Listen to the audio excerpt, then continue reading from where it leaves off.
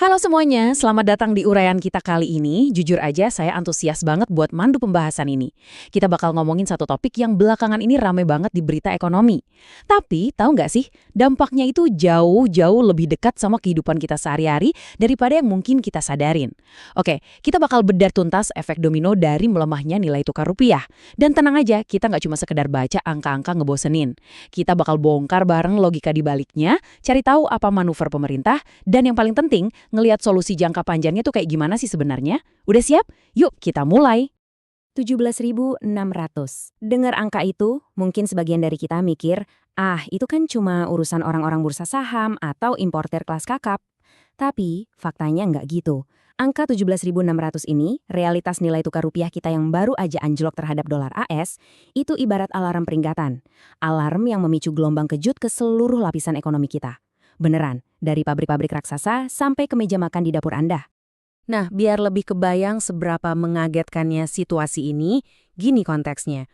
Waktu pemerintah nyusun rencana anggaran negara alias APBN, patokan nilai tukar yang dipakai itu di kisaran 16.500. Jadi, dengan rupiah yang sekarang nyentuh 17.600, kita tuh lagi ngadepin deviasi atau penyimpangan sekitar 6,67% dari rencana awal. Secara hitung-hitungan, lompatan ini masif banget loh. Bayangin aja, sebuah negara udah bikin rencana keuangan rapi-rapi pakai satu angka, tiba-tiba realitas pasar menghantam dengan angka yang jauh lebih tinggi.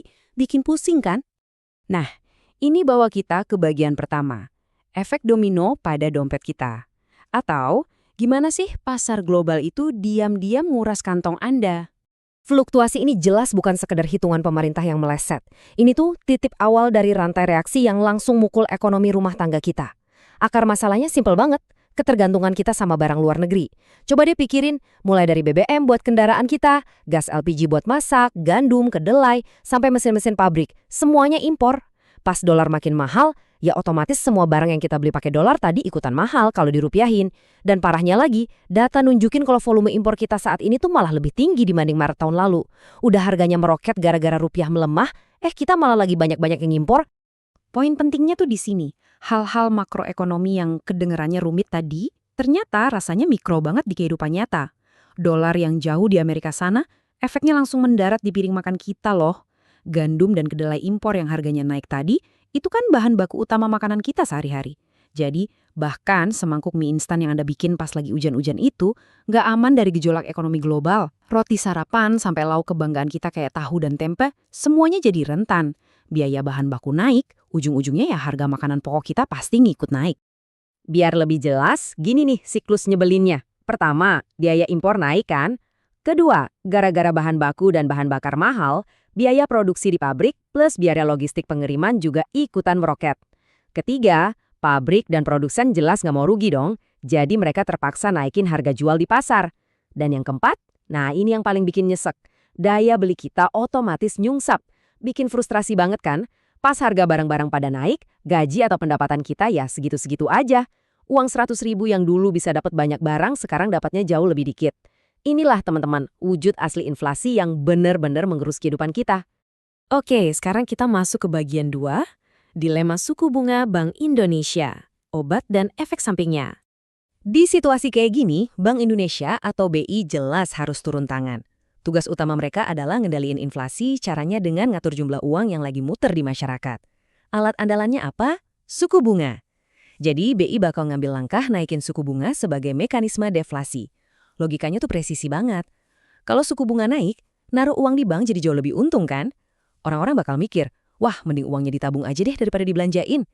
Efeknya, jumlah uang tunai yang beredar di masyarakat bakal menyusut. Bayangin aja kayak lagi main timbangan matematika. Di sisi kiri kita punya jumlah uang yang beredar dan seberapa cepat uang itu muter. Di sisi kanan kita punya jumlah barang beserta harganya. Nah, waktu BI naikin suku bunga di langkah pertama, orang-orang jadi rajin nabung di langkah kedua. Otomatis jumlah uang yang muter di sisi kiri bakal turun. Karena jumlah barang di sisi kanan itu angkanya tetap, keseimbangan matematika memaksa sisi kanan buat ikut turun. Apanya yang turun? Ya harganya. Harga barang mau nggak mau ditekan turun. Dan voila, inflasi bisa mulai stabil di langkah keempat. Sesimpel itu sebenarnya cara kerjanya di atas kertas. Tapi tunggu dulu, ini dia dilema besarnya. Obat antiinflasi ini ternyata rasanya pahit banget buat sebagian orang. Begitu suku bunga acuan BI naik, bunga pinjaman di bank-bank biasa ya otomatis ikutan naik dong. Buat kelas menengah, ngeliat tagihan cicilan rumah atau KPR yang tiba-tiba bengkak tuh pasti bikin pusing tujuh keliling. Belum lagi cicilan motor yang nambah mahal. Terus buat pengusaha gimana? Pinjaman buat modal usaha jadi makin berat. Jadi ironisnya, sementara BI lagi berusaha nekan harga barang biar daya beli kita nggak hancur, kenaikan cicilan ini justru balik ngehajar daya beli kita dari arah yang beda. Serba salah kan?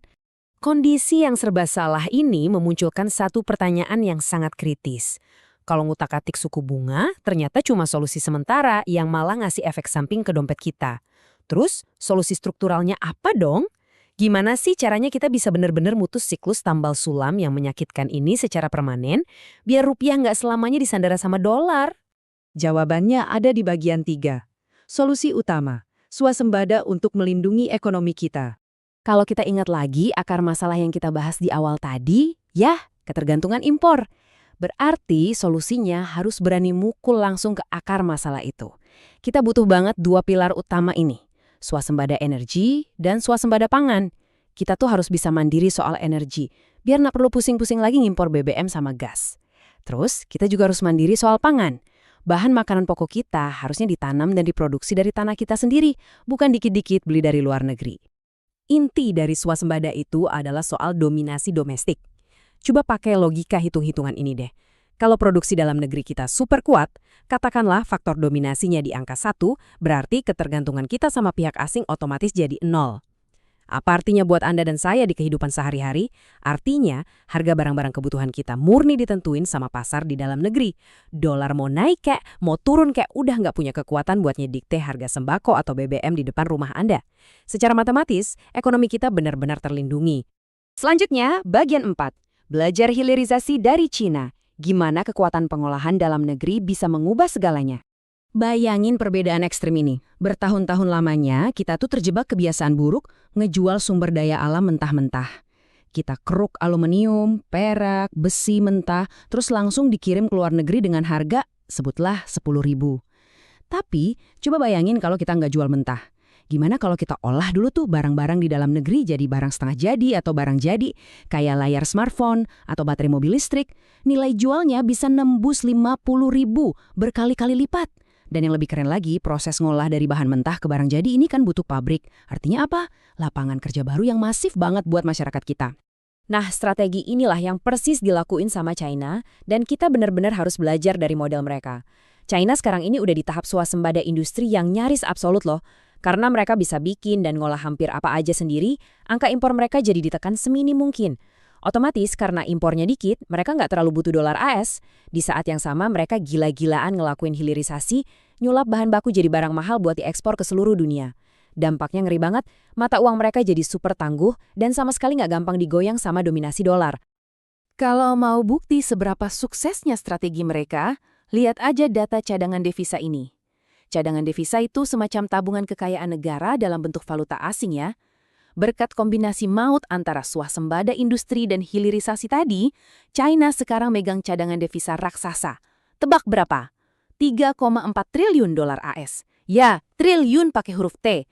Sementara Indonesia, kita saat ini ada di angka 146,2 miliar dolar AS. Gap yang sejauh langit dan bumi ini jadi bukti konkret.